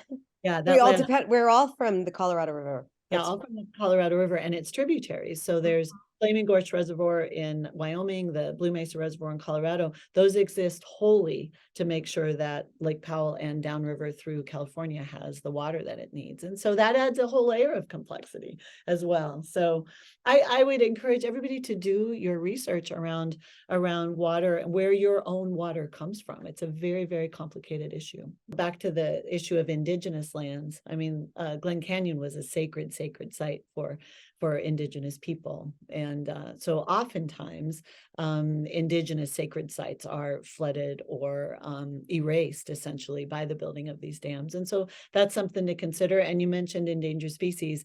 Dams obviously interfere in a very significant way with salmon spawning and a variety of other species survival. And so, yeah, there's layers of complexity. But, you know, if suddenly we said, okay, let's take away all the dams, let's get rid of all the hydroelectric power, how many people would be without electricity, would be without the water that they need? And so it's layers and layers of difficult choices, you know, no easy answers for sure. Well, and it's Thank not you. getting any easier, as you know, in Colorado, as the growth of Colorado has gone faster than we can write our water rights. And as the state itself changes from less farming and more metropolis. And so who gets that water? Because farmers have relied on the water for their crops and for their cattle and their farms. And now, you know, we're building houses at a rate that we can't keep up. And, you know, there's all of this conversations of the water is going to be more, you know, where the money is versus the land, like who has the water wins. Yes, I think that's true. I think it'll be the defining issue, both environmentally and utilities wise, for the 21st century. I think it's unavoidable. And so I think it's an era where we have such an incredible opportunity to rethink how we do everything. And water, I think, would be one of those things. Yeah. Okay, so there is a woman on here named Sue who we all love and adore. She's at work right now, so she is listening and she's shared some thoughts, but she can't ask her question because she's literally at work. So So Good job being I want to alert. find her question on here because it was actually about the comparison. She said that she has seen a lot of people compare this novel to Where the Crawdads Sing. And there's passionate discussions on both ends. She didn't love that one and loved your book. So she wanted to know how you feel about this comparison. Oh, If you can politically correctly answer that question. We don't want to put you on the spot either. okay. I will. I will say this to that I think that Where the Crawdads Sing clearly is a really beloved book. I don't even know how many millions of copies it ended up selling. And you know, I had been working on my book for years and years and years. I had not read Crawdads until last summer because some of these comparisons started coming up, and I was like, okay, I'm going to check into this book. And I spent a lot of time thinking, what is it about this book, specifically Crawdads, that was resonating with people? Young woman, basically surviving in a natural landscape. If those two things are really resonating with the readers, then people are also going to really love that about my book as well. And I do think that the natural world, the descriptions of the natural world, putting the readers in a natural landscape. Crawdads is a very different natural landscape than mine, but I think people are craving nature in their life. So if that's one of the ways that people are drawn to both of our books, fabulous. And if also strong women, you know, women who are able to take control of their lives and find their strength and their resilience, if that's also something that's resonating in both books, then fabulous. Beyond that, I don't actually think there's much that they have in common. And so I think that when I get compared in that way, I can only be happy that it'll probably draw more readers to my book because so many people love Crawdads and are like, oh, well, then maybe I'll give this one a try. So that's great. But beyond that, I don't think they're actually very similar. Yeah, I don't either. Well, it's actually funny. Every time I see someone say that, I'm like, but I love your book. So I'm kind of like protective of it as more of a literary fiction, even, you know, literary fiction, historical fiction, like no offense to that other book, but like this is the next level. I feel like the higher level, the deeper thought process versus, you know, an entertaining novel is kind of my take. But yeah, I think it might be a little bit deeper in the literary fiction realm. I think maybe. But yeah, I agree with you on that. But again, I want to be complimentary of the other book. It clearly did very, very well.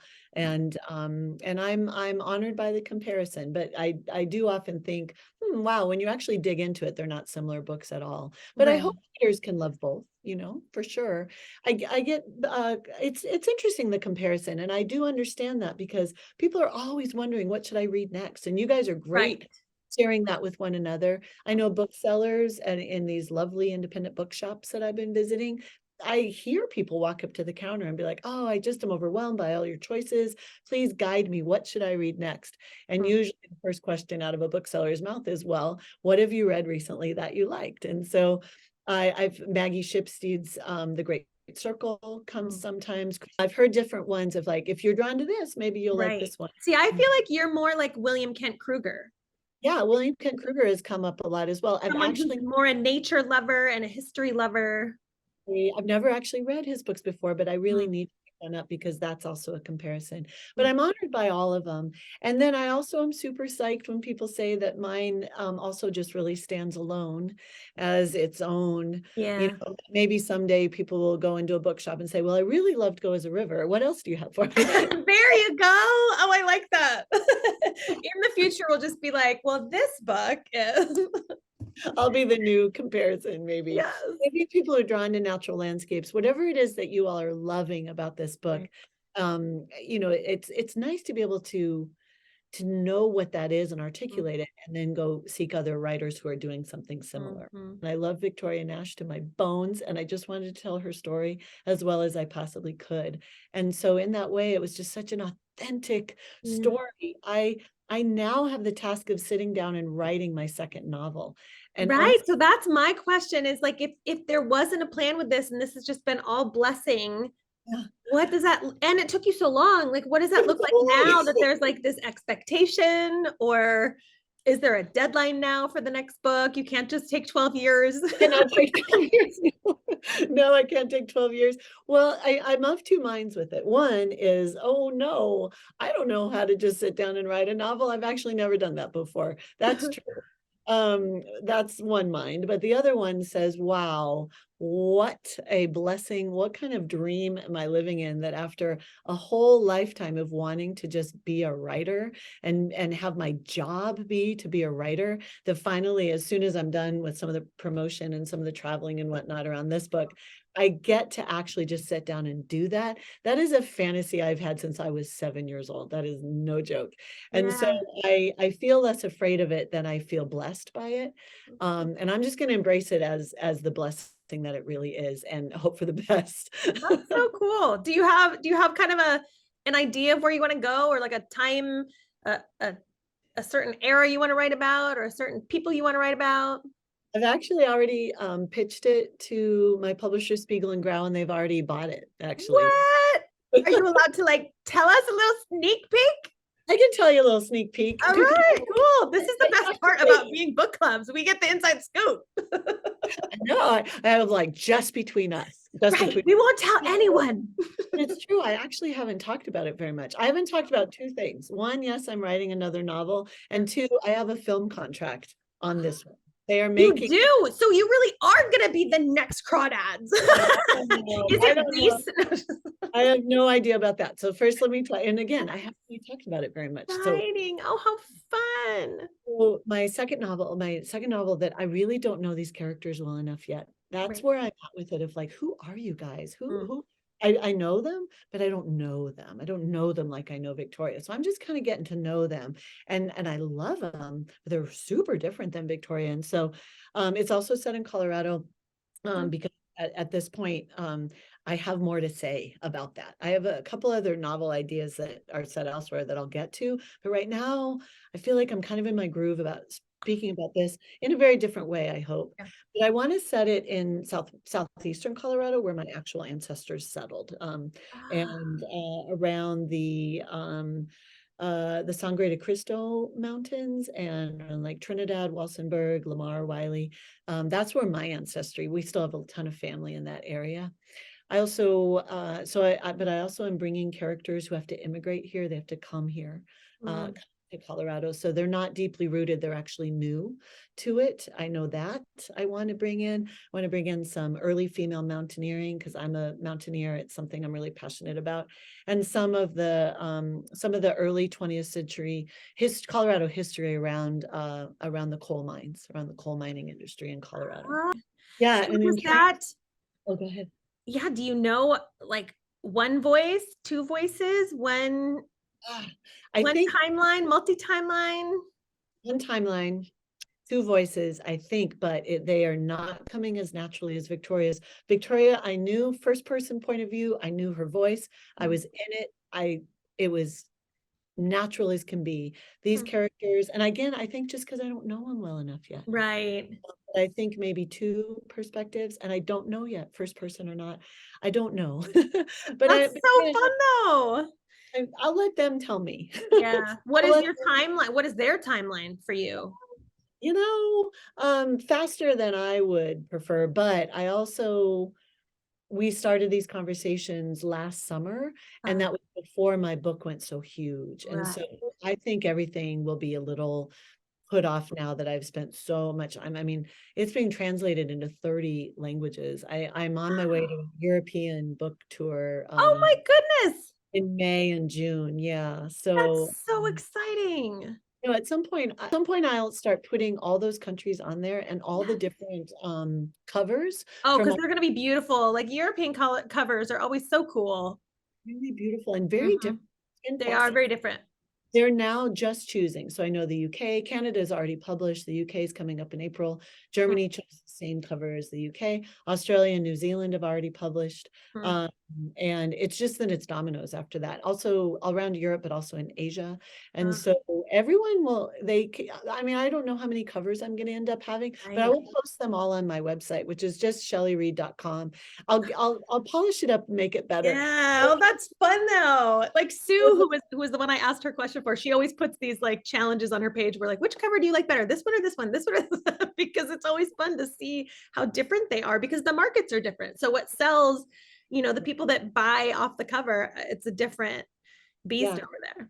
Yeah, and I have to really, they've been very kind to ask my opinion, but I really have to just say, hey, you're the expert of your own market. I can point out things that are very incongruent with the story as an example, but I'm just kind of along for the ride to see how this all plays out. But I will, for those of you, who really love the book, I would be honored if you come along this journey with me. I'll keep posting some of these foreign covers and some of these foreign publications on my website. And I think making a film is way slower. And so it's what's called in development currently. Okay.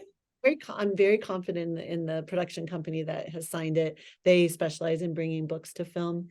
And they want to turn Go as a River into a film because they love, love, love my book.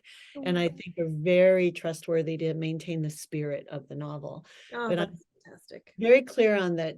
Fiction, novels, and films are two very different genres. And so we all have to be prepared that it won't look exactly like the book. But I do believe that it will carry on the spirit of Victoria and the spirit of the landscape. And I really do trust them. I think they'll do an amazing job. But it's in the very early stages. So I don't really have much more than that to say about it. So how does that work for you? Do they ask you questions, or once you sell the rights, it's now their story to tell and they can tinker with it however they want?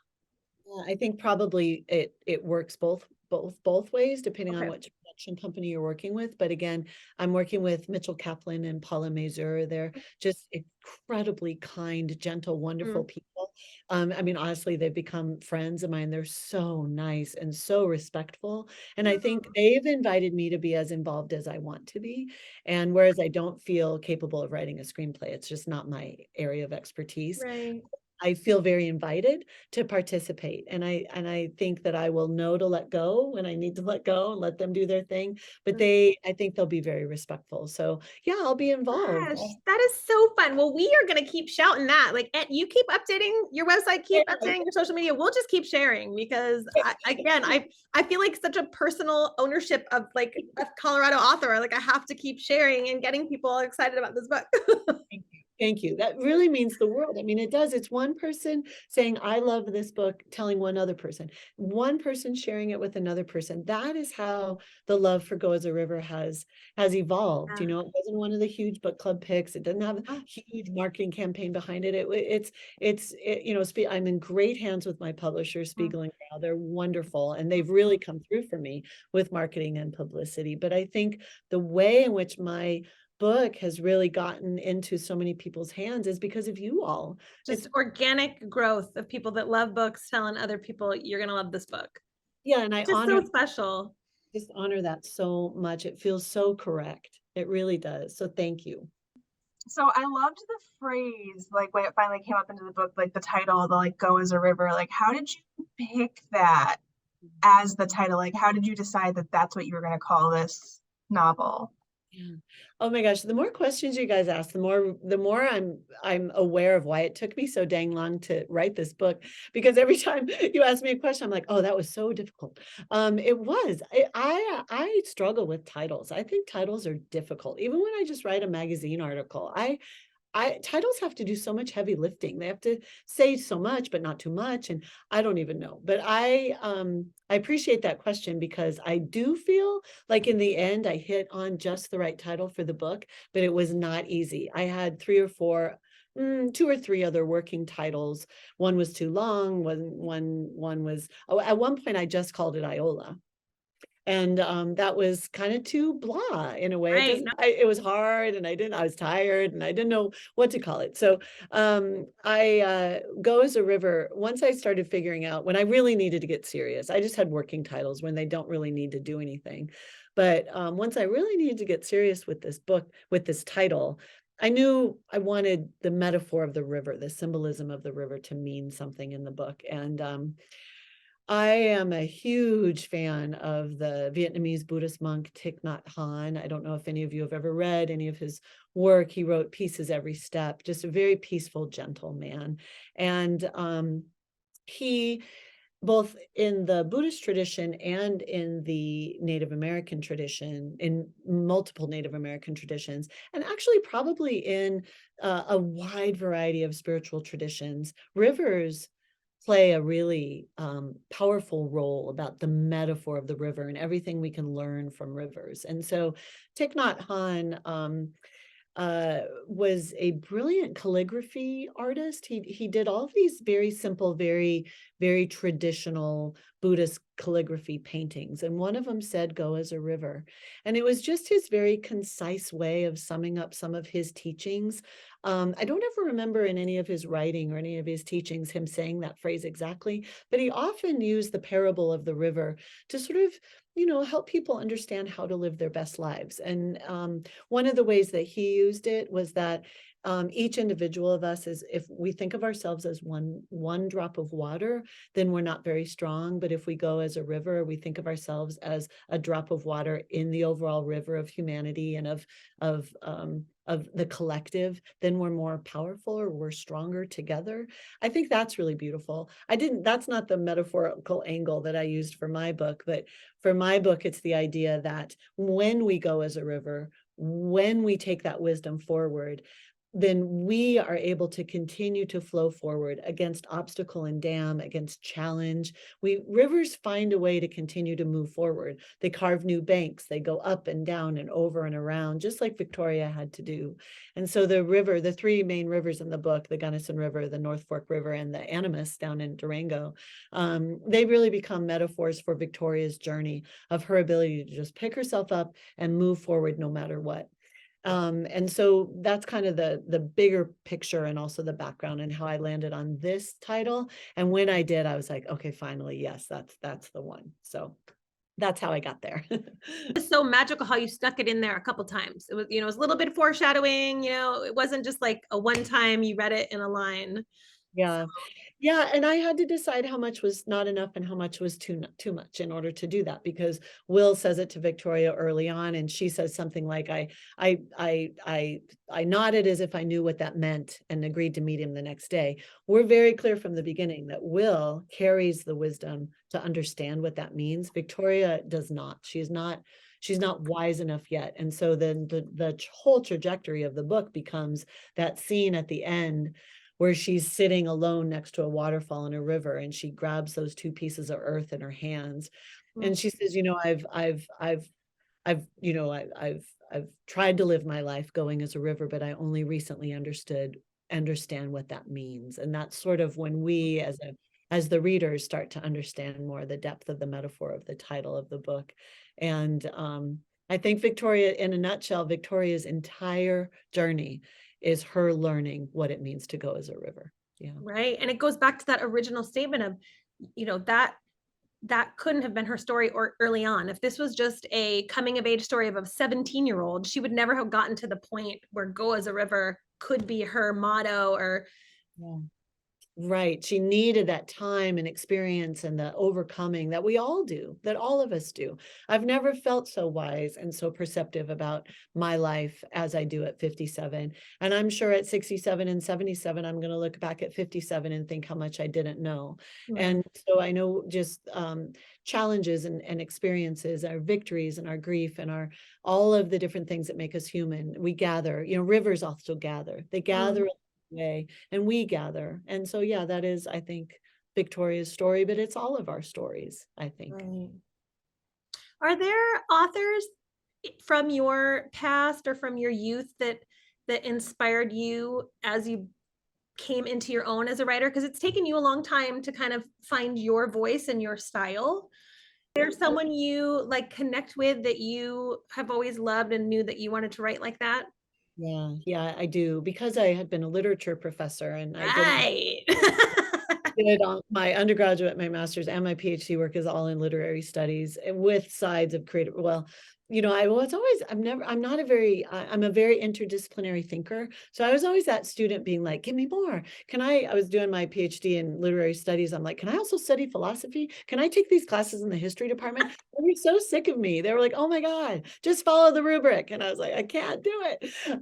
It ended up really serving me as a professor, because at a small university, you end up wearing many hats. And I kind of became the person of like, if it was anywhere in the realm of the humanities and they didn't have someone to teach it, they were so like, oh, Shelley will teach it. I don't know, ask Shelley. Shelley will probably teach it, because I just have such a breadth of interest academically, and so many different kinds of literary studies and philosophy and environmental history and all these things. And so because of that, I carry so many authors on my back in like in a joyful way, and in a huge breadth of styles and focus.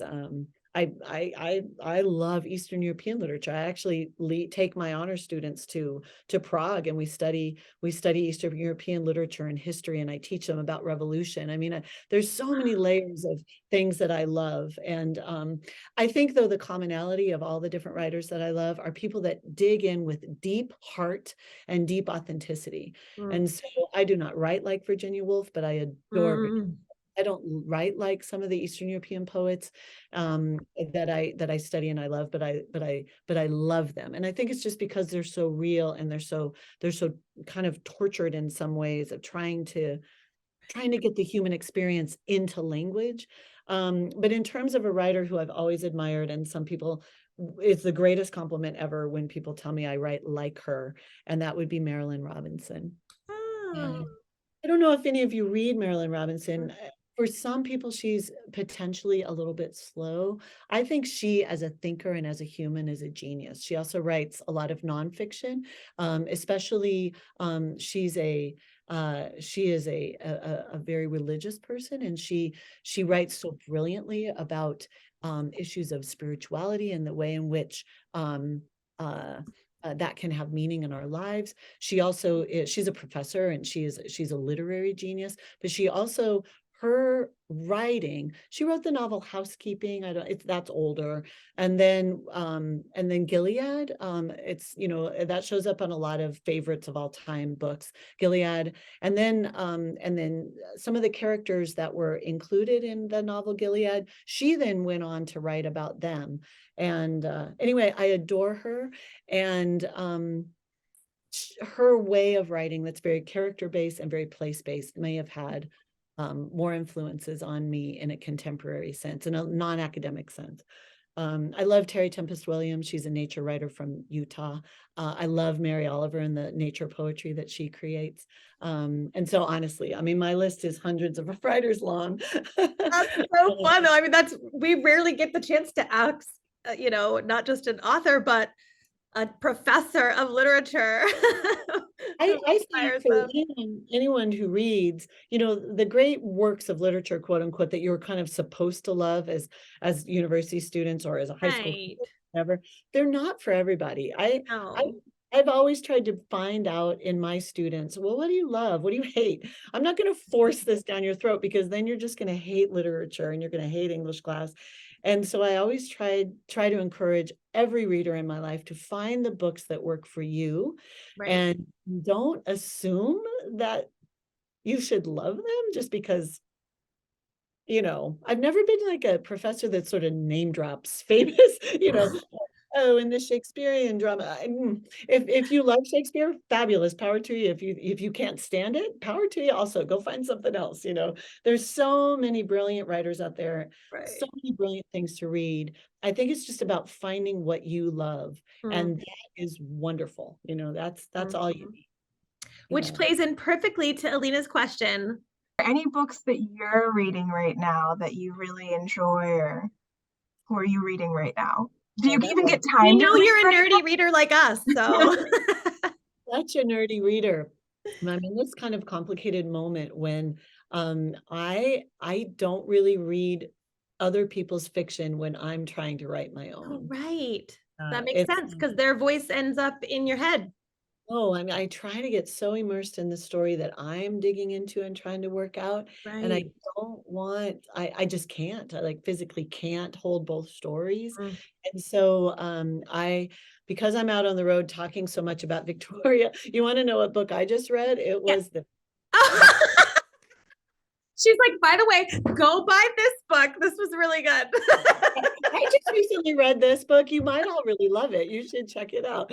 I recently reread this whole book, and also, you know, I actually thought for a while that maybe once it was out in the world in physical form that I was never going to read it because I was Oh. worried that I was always going to find little faults and little things like, ooh, I should have done that a little Oh, I differently. could see that. You know, occasionally I do. Occasionally there's a word that I had edited out that I wish was back in, or occasionally I'm like, that, you know, but very rarely. I actually am really happy with the way this book turned out. And I think because of all those drafts, I had a lot of shots at it. But so yeah, I just reread my own book. I loved Okay, so it. we have to re-ask the question a different way then. What was like the last favorite historical fiction book that you read, or last favorite literary fiction that you read? Okay, that's a good question. Okay, I'll think about that. It'll come. Like a little fangirl while I'm following you on Instagram, because you are also, you're not only showcasing your book, you're showcasing these fantastic bookstores, and like we love bookstores. And so I think it's so cool that you're like highlighting as you go these wonderful stores that are, you know, working so hard to get authors in front of people and share books. I'm a little behind, you might notice. Like I'll post in Park City, and my story will have me in Park City, and my post was just from Grand Junction. They're like, "Where is?" I posted that I signed in DIA. Well, that was like 6 days ago. But it's hard. It's I read Instagram. I told you I'm loving it, but I'm not speedy at posting. But these independent bookshops mean everything to me. And my mom was a small shop owner for 40 years. She's an artist, and she carried local artists, and she had a knitting corner and like tea and coffee and comfy chairs. And it was a gathering place for the community. And she had that shop for 40 years. And so every one of these bookshops that I step into, and I can just feel how someone loves it and takes care of it, fought like hell to keep it open during the pandemic and everything else. I just admire it so much that I want to give them as much support as possible. How much longer are you going to be on the road? Well, now it sounds like now you're going to go to Europe. Yeah. So you might be going like all summer now. It's a little wacky. It's a little, but It's like picking up steam now. I'm in Moab right now. I just arrived this afternoon at this, and that's why I'm in a hotel room. And Back of Beyond Books is my next stop. I think that's Tuesday. I requested a few days here in Moab because I love it, love it, love it. Some of you know I'm a big mountain climber, but I'm also my family and I, we love canyoneering. So really the higher I am on a mountaintop or the lower I am in a canyon, when everything is just as wild as possible, I love it. So I'm in Moab for a few days to just get out in the canyon country and just feel it. Beautiful place. Then I'm at Maria's bookshop in Durango, and then I'll be between the covers in Telluride, the Ure bookshop in Ure. I love the Ure bookshop. Gosh, I love it. And then Little Paonia has a brand new bookshop called Paonia Books. It just opened in it's opened in December, and I'm teaching a writing workshop for them. They're hosting me, and they're so excited about the book because, you know, as you all know, it ends up in Paonia. Right. And I get to go home to Crested Butte for a little while. Then I'll be at the Colorado Springs Tattered Cover on April 5th. Anybody who's on the Front Range. I'll be at the Los Angeles Times Festival of Books in April in LA.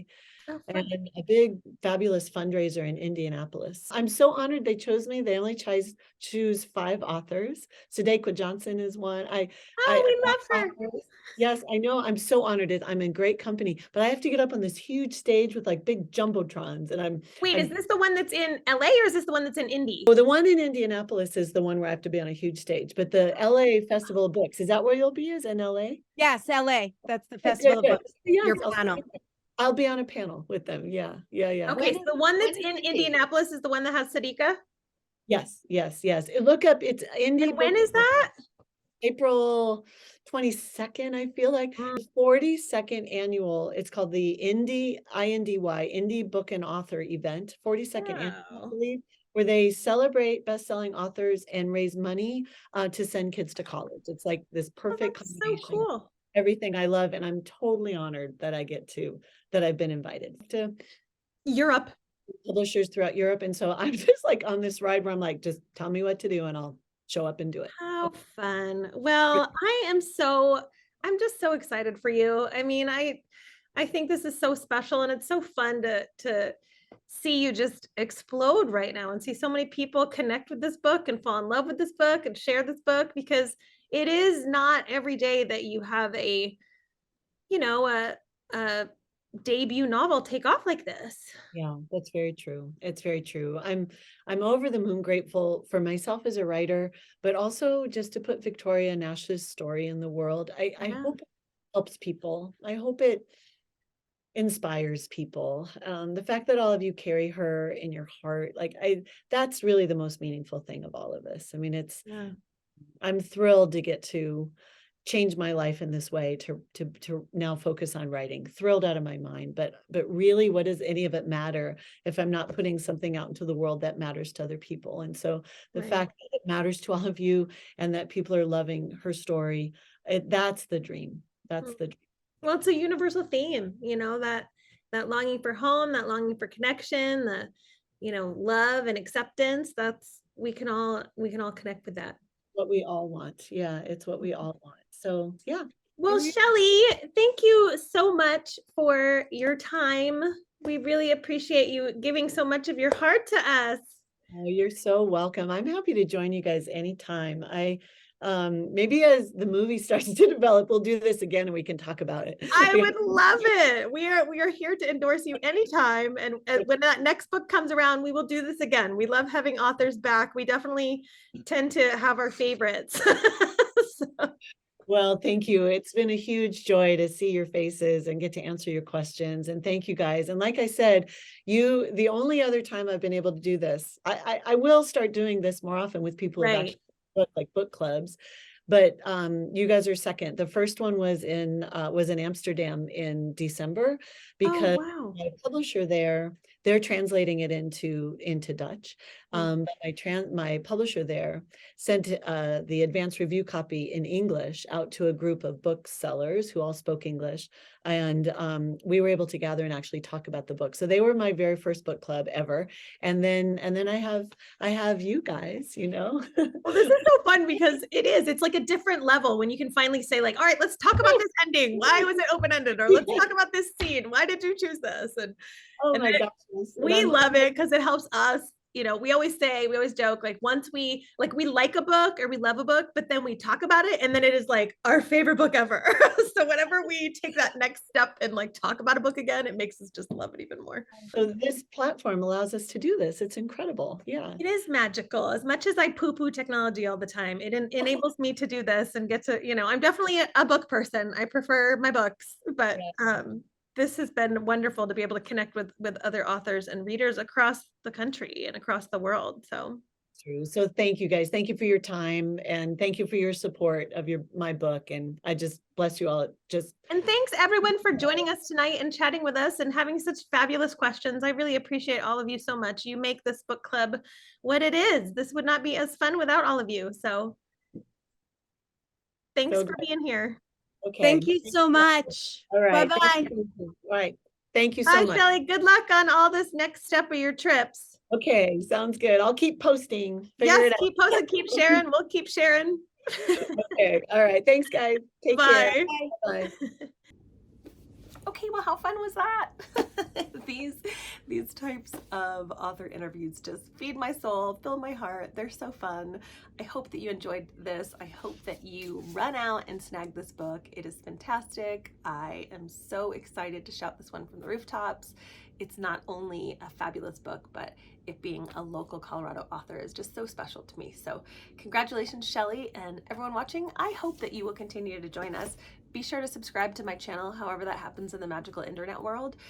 Book Friends Book Club is picking 2 more books this next month, and we've got some fabulous picks, so stay tuned. I will share those here in just 2 more days.